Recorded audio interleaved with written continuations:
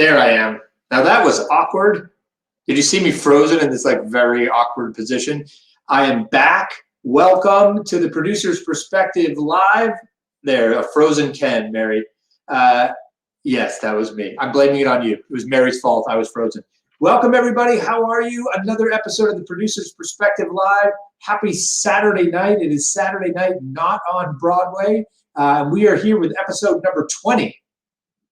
That's right. It's been 20 days, another hash mark in the Broadway shutdown and in this quarantine that we're all in together. We're thrilled we're here. Thanks for joining us. Thanks for so many of you coming back every single night. I so appreciate it. I am in my Masters sweatshirt. Masters, which is supposed to be this week, not this week. Also, Easter weekend, Holy Week this week. Hope you're getting time to, everyone's hunkered down, sequestered with a lot of their family. Hope you're enjoying that time. Today we have a very, very special guest. Boy, you're in for a very unique perspective here. A superstar in the marketing world, Mr. Damian Bazadona, the founder, the head of Situation Interactive.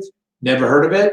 Yes, you have. They are one of the leading, if not the leading digital agencies on Broadway. We're talking Dear Evan Hansen, Jagged Little Pill, Mean Girls, Wicked, Anastasia, Beautiful, the Super Bowl. That's right. The guy that you're about to meet has helped market the Super Bowl all online. He was, I don't know, he could probably tell. I'm just going to make this up if it's not true. The first digital agency on Broadway. But it's much more about social media and analytics with this guy. He just has a mind for marketing live events. He's going to tell us his perspective, what he's seeing online, and what he sees in the future. Don't forget why we're here. We're here for the Actors Fund. The head of the Actors Fund actually just sent me this incredible email thanking us and thanking all of you for everything you're doing. And actually, I think he agreed to come on. So he's going to do a guest spot at an upcoming episode for us. Don't forget, we're also here to remind you to stay home, stay safe, I screwed it again. I screwed it up again. Stay safe, stay healthy, and stay home. I am in a hat again tonight. This is partly because it is a golf weekend, also because my hair is getting a little shaggy, as is yours. I was just reading an article. I'm always interested in the business applications of lifestyle changes. You know how toilet paper was like on the rise that first week, or like it was hand sanitizer, and then toilet paper sales skyrocketed. You know what else is skyrocketing right now? Hair clippers. If you are a hair clipper salesperson, you are just killing it online right now. Killing it. Hair dye, hair clippers, YouTube videos of how to cut your hair, who like previously had like 7 views, now have like 17 million views. So that's next. So here's the business application. If haircuts are right now, think about what people are going to be Googling in 2 weeks and buying in 2 weeks. Think about that.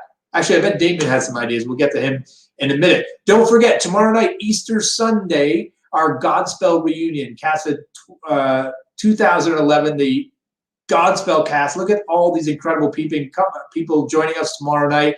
We've decided to do it in a very fun, bit of a random game showy type of way. You're in for a real treat. Come up with questions and answer them. Or ask them and they'll answer them for you. We got George Salazar, Nick Blameyer, Morgan James, all these incredible people that I've watched rise over the years. They're going to be here tomorrow on Easter Sunday, so celebrate your Easter with us. Don't forget, I'm doing that webinar on Thursday. We've had a huge amount of signups for this already, which I love. How theater makers can make the most of their quarantine. I'm going to talk to you about all the expert advice that I've gained from listening to people actually like Damian. Some of the tips are Damian's tips. Don't tell him. All this stuff that I've been learning about how to make the most of this time and applying myself, I'm going to share with all of you on Thursday. Okay, are you ready? Before we get to Damian, do me one favor. Right below, right about there, I think, there's a share button where you're watching. Click share. Click share right now. Share with all your friends. Share it. Let's get some more people on this thing to hear Damian's words, because I'm telling you, he's about to drop some knowledge about what we're going to see when we return. No pressure, Damian, no pressure. Let's see what Damian Bazadona has been up to. Damian, come on down. All right. How are you? I'm good. How are you, Ken? I'm good.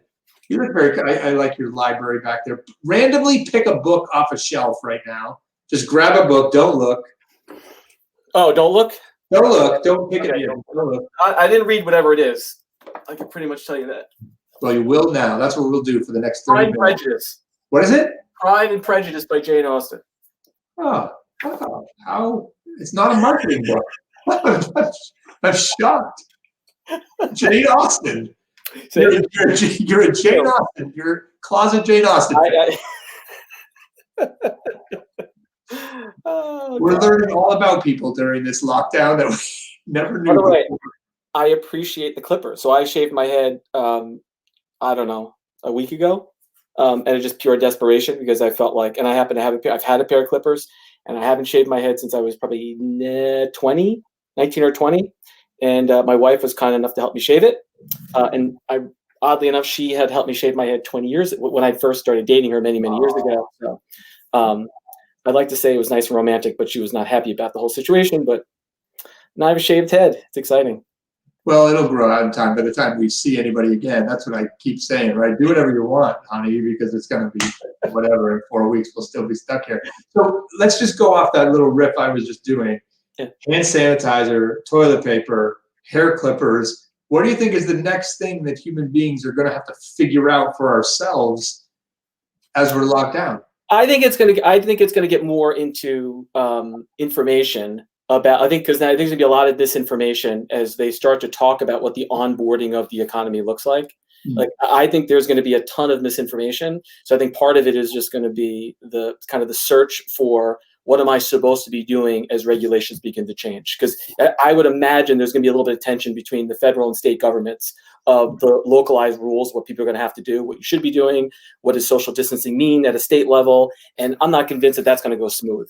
So it'll be interesting to see how that that to me is going to be interesting. And where is the housing of information for that? Like, what is the when this all started happening, people looked to the CDC for information as like the core central point of, well, what do we do? What are the travel restrictions? I remember that whole, in the very beginning, was like really scary. Like, what are we going to do? And you isolate there. I think as this has gone on, people have had a stronger relationship with their local government as their local officials. Just in New York, we've got Cuomo is just a much bigger figure than he was prior to this. Yeah. So I just going to be interesting. To me, that's going to be the next wave as they start figuring out what the next steps are. You already saw it today when de Blasio said schools are open and Cuomo's like, so that to me, that's going to be that's where I think a lot of things are going. And plus, and if they are, and then you could, I think of, I've got a 10 and a 7-year-old, and we're homeschooling right now. And now we are prepared. We're assuming they're going to close the schools for the rest of the year. And so there's going to be a next wave of really, what does that mean for another 2 months? There's going to be a big surge in, now I need to figure out what does the longevity of homeschooling look like, not just a couple of weeks. So I don't know. Do you think any of the changes, how many of these changes do you think will cement themselves a bit and become more permanent? Like, do you think we see a real increase in homeschooling period over the next couple of years? Because people are like, you know what, we pulled that off for a couple of months. Or remote workers. I mean, would you ever think would this? You're a business owner. Yeah. Would you ever be like, shit, I'm paying a ton of rent. Maybe we survived a couple months. Everyone, let's just go remote. This is definitely going to change. It's just definitely going to change people's behavior because it's over a long period of time. So anytime you put someone in a unique environment in a very long period of time, that is the recipe for changing behavior. It's not just like a blip. And so what that looks like, I don't really know. But I'll tell you. So I've got roughly, think of my entire staff. When this all happened, how quickly we went from everyone into an office to everyone working remotely. Now, as a company, we've always had an unlimited work from home policy. A lot of people have worked from home for a long period of time, and we have an infrastructure that we've sort of built for it, but never in a million years would I be taking 80 employees and in the course of a week, make everyone work remotely to operate the company at the speed in which we did. My team is incredible, truly incredible. And, you get a chance to see who's got what during pressure cooker hours, and my team is just, I'm in awe how smooth at the end of the day, how smooth it went. It's extremely impressive. What's the one specific, like the best practice that you can say for doing that? Do you have is there a weekly full staff meeting? Are you on Slack? Yeah, that's a good question. So we use Zoom, but I would say that to me, it's frequency of communication and consistency of discussing timing right now. Because I think right now, anytime you're in, like, we're living in, like, this is clearly uncertain times. No one knows, no one has any real idea of what does this look like over an elongated period of time. And so there's a lot of uncertainty. So with that uncertainty, it's hard to give people concrete answers, right? So a lot of people, a lot of questions. Their lives are being impacted personally, financially, their health, all that type of stuff. And a lot of questions come to me as the business owner. And so my strategy has been, is first off, even when I'm confident in saying, I don't know the answer to something, but I'm also confident in saying, but we'll talk again in 2 weeks. We'll talk again in 4 weeks. I've become very, I think it's very important to look at, like, timelines very carefully. And when will I know more information, and sort of stick to that? Because I don't think it's reasonable to tell people, I just don't know. And it's a fair answer to say I don't know, but that's not that's not a strategy for the long term. So what I'm doing in my company is I've been doing this for it'll be 19 years. Ever since we've actually had, the first 3 or 4 years I was by myself, but let's just say ever since I've had employees, we have always done a State of the Union. Once a month, I stand up in front of the company and I tell them, here's what's happening. It's all like a town hall. And since we've moved remotely, I'm doing them now 2 times a week. I do them on Tuesday morning, Mondays, and we move them around a little bit. Right now it's Tuesdays and Fridays, 2 times a week. And I tell them, here's exactly what I know. We do it by Zoom, and it is incredible. We got everyone logs on, and we just sort of do it that way. It's about 20 minutes. It's in the afternoon, about from 12 to 1. 12 to 12:30. It's no more than a half an hour. And I talk to what's happening. So it's like a consistency of information. And here's what I said I was going to do. Here's where we are, and here's what's next. And if you do that with repetition, and I'm not saying it's perfect, like, because there's still stuff I just don't know. But I will say, last week I told you this, I still don't know the answer. But I feel like that's better than just saying we'll get to it when we get to it, because I think that's a lazy way out of dealing with uncertainty. We just don't know. I don't know. So tell me now, let's switch gears, because you're running a company, but you're also running the marketing for shows. So these shows grind to a halt, right? Word of mouth is the number one thing that keeps these things going. How do you try to keep the ball up in the air for these shows over this period where you don't want to spend advertising dollars, right? Because you don't have income coming in. What do you do? What do you tell your clients to do right now? Well, I think I still think we're in the zone of, we're in a people first moment dealing with a real major crisis. So to me, I'm like, people first, business second. And I can't help but disconnect that point. I mean, we've got people out of work. We've got people, like, dying in hospitals right now. There's a lot of bad things happening, and we all know people that are interconnected to that. And there's people putting their lives on the line, people on the front lines so there's just so much stuff happening right now that the idea of thinking of it from a business or marketing perspective, I think is extremely, I'm not going to say not possible, but not the core focus of our conversations right now, particularly in the Broadway business. Because the Broadway business, we don't know what the timeline. We don't even know when our revenue streams turn back on. What we do know, I do think, if you think of the people who run Broadway shows and the producers, you're the CEO of an organization. And in these moments, it's about your people. It's about everyone that's associated with that production, their well-being, that they feel like they're being engaged, that they're being heard, that they're being supported, like playing the role of that. What is our role in the community? Being a good Samaritan in the community and doing our part. I think we are clearly in that zone right now of that's where our efforts, our superpowers as an industry, what are we doing to help people? Because the marketing, I don't even know what I'd be saying to people. And naturally, there are some moments, clearly, we've got amazing talent. So you'll see we've created music videos, we're doing live events, there's stuff happening. But to me, I'm really in the path of right now, it's like, help people. We're really good at that, Broadway. And the creative capacity right now is needed. So that's where, so in the now moment, I'm talking to a lot of shows, and look, even the shows themselves are dealing, as you can imagine, with a tremendous amount of uncertainty. What does this begin to look like? And we could talk about the uncertainty of when is it okay to start thinking and talking about marketing? Because even if you don't agree with my premise of people first and we got to get to business, there is a practical side that says consumers don't necessarily want to hear us in that context. No. That's part one. Then the second part to it is just like, obviously, when realistically will we be allowed to have shows performing? And then the third part is, well, when do consumers want to come back? Like those three core layers of uncertainty that are baked into that. And so there's just so much in the unknown right now. And again, this is what I was saying, when you don't really know what's ahead of you, start to thinking about natural timelines, like create artificial timelines of when will I know more information? Because when I'm going to know more information, okay, then we'll readdress it at that moment. But until then, let's do what we can do right now. I'm big in the camp of like, don't just sit there. That's my biggest issue. If either do something for your business, do something for the community, do something for your people. I don't think it's healthy to do nothing. I really don't. I think doing something, engaging people, whatever that looks like. I'm not saying be marketing, but be a CEO, do stuff within the community. I think it's important. Be active. Right. Yeah. So if you can't do something for your company, just help people, be of service. Right? Yeah. These amazingly talented people that, and I know it's tricky. There's so many, it's very tricky. I know it's tricky for a lot of folks, but yeah. So what do you think when we do turn the lights back on Broadway?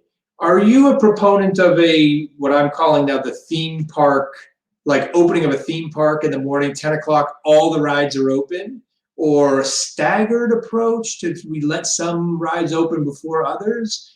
And when do you think's best?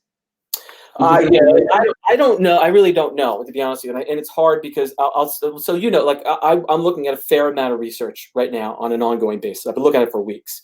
So this happened on my birthday. My birthday is March 12th.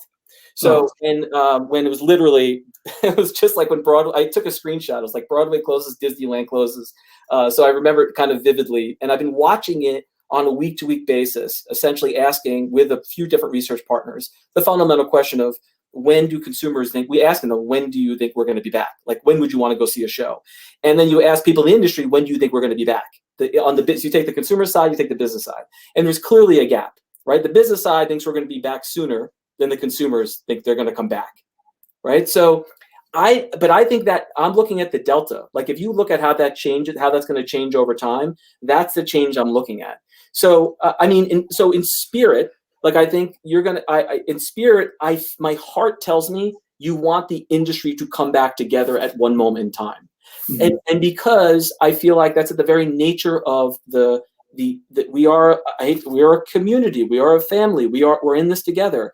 And if you look statistically speaking, over past 15 or so years of Broadway, the numbers are the same. We are interlinked. You can put any show you want in. At the end of the day, overall attendance for the industry is reasonably the same year on year on year on year. We're an industry. We're all tied to each other. So it feels to me like it's kind of, we all come back at the same time. But with that being said, I'm a data nerd. So I'm watching the delta and the change of that. And I'm still not convinced. I saw research. Everyone's forwarding me these research surveys, studies right now, saying consumers are, someone sent me one today, 44% less likely to attend live events like they did in the past. And I'm saying to myself, you're talking to people in trauma right now, right? So like, it's just, we're just so in it right now that nothing that I'm seeing matters. Now, if they ask me that same question next week, that if I get the same research next week and next week and next week and next week, and I don't see it moving at all, well, that's kind of interesting to me. And so you got to look at the data over time. So I don't know. It's so premature at this point. Now, what I'm just most interested in is, what does this look like 2, 3, 4 weeks down the road in New York? So one is eyeing New York, and then eyeing the spikes of the rest of the country. That's like clearly the next one is saying, are we going to continue down the trend?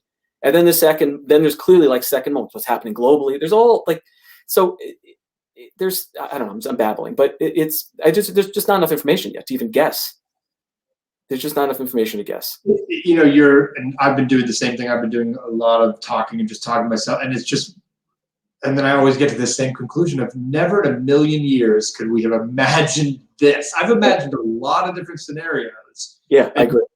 I've always said, people always ask me, like, what do you think anything will change the business model of Broadway or all this stuff? And I'm like, the only thing that would be a dark time on Broadway, I used to say.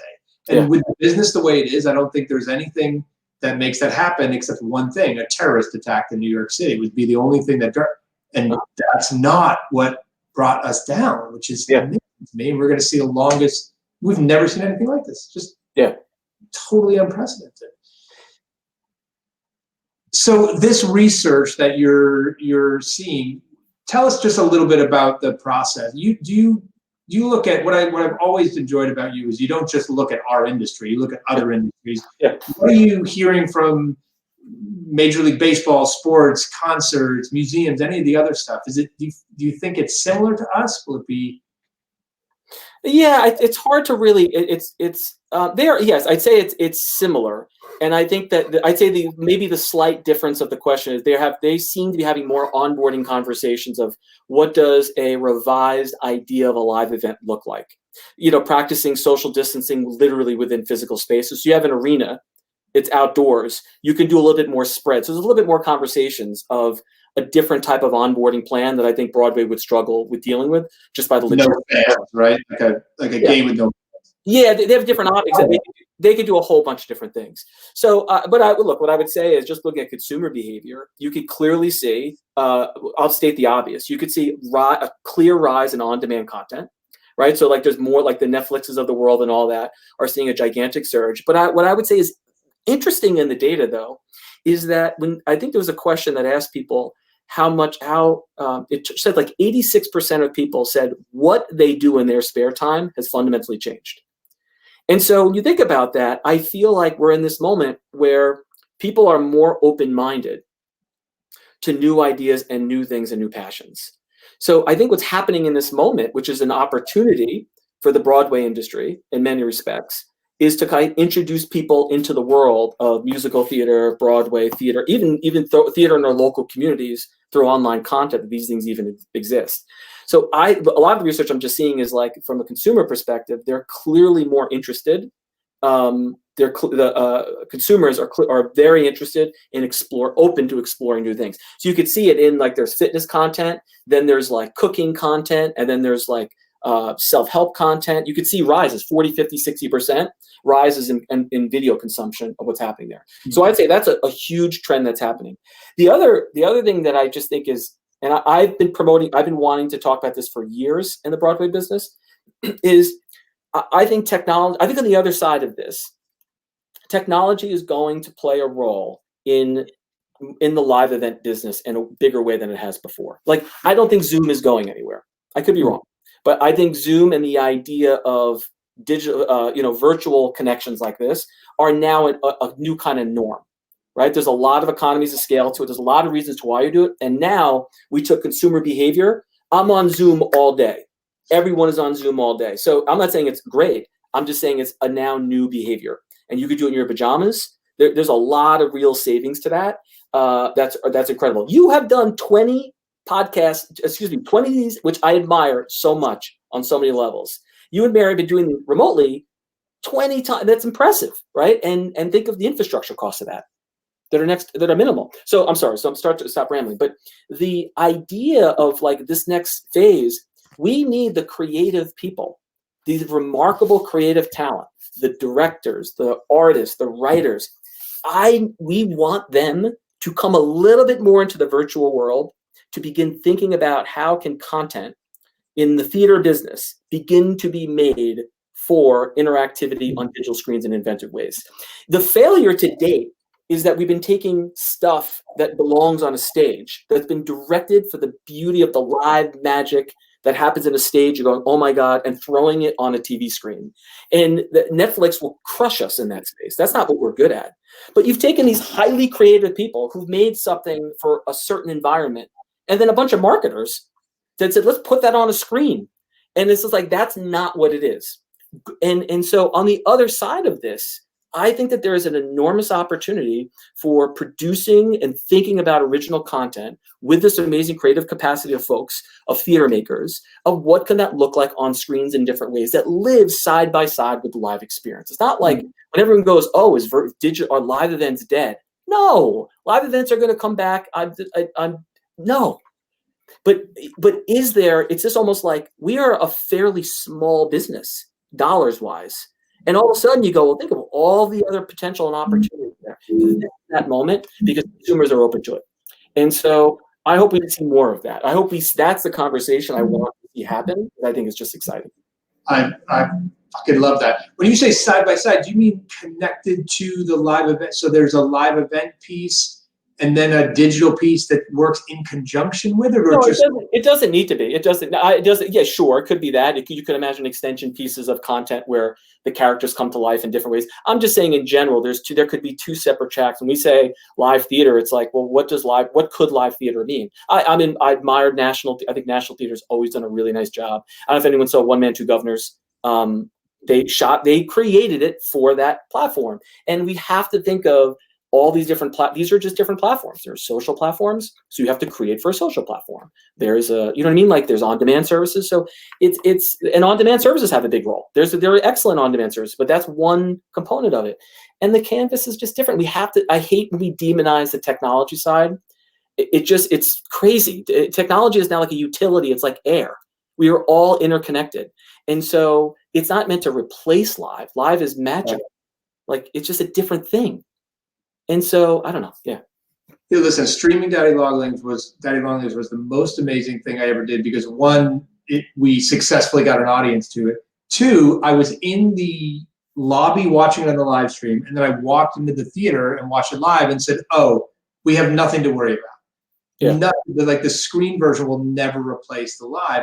And the National Theater is a perfect example. They've been doing this for a long time. They are doing it. It's marketing and branding the institution. Yeah. It's not selling individual shows. That's what it's about. So, yeah, that's why it will never take off. Amazing. What else have you been doing with your time? What non-theater things have you been doing with your time? What non-marketing things have you been? You said we're doing different things in our off time than usual. What have you been up to?